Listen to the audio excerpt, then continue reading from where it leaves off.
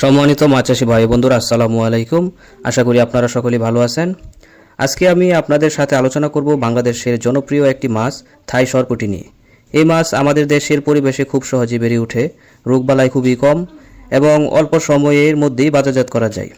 তাই যারা কম খরচে দ্রুত লাভবান হতে চান তাদের জন্য থাই সরপুঁটি মাছ একটি দারুণ সুযোগ।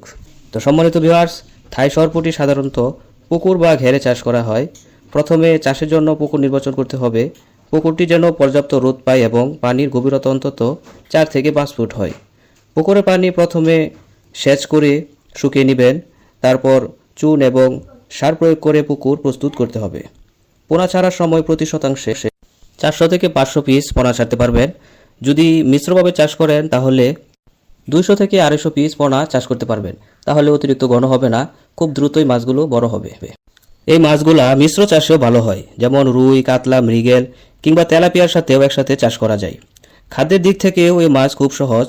ভুসি, খৈল, চালের কোড়া, সরিষার খৈল কিংবা বাজারের প্রস্তুত ফিড দিয়েও চাষ করা যায়।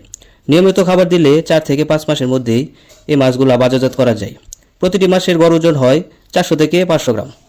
তো সম্মানিত ভিউয়ার্স, এই মাছ চাষের বিশেষ সুবিধা রয়েছে, যেমন এই মাছ চাষে খুব দ্রুত বৃদ্ধি পায়, রোগ প্রতিরোধ ক্ষমতা খুব বেশি, স্বাদে খুবই ভালো, বাজারে চাহিদা সবসময় থাকে, খরচ কম, লাভ বেশি।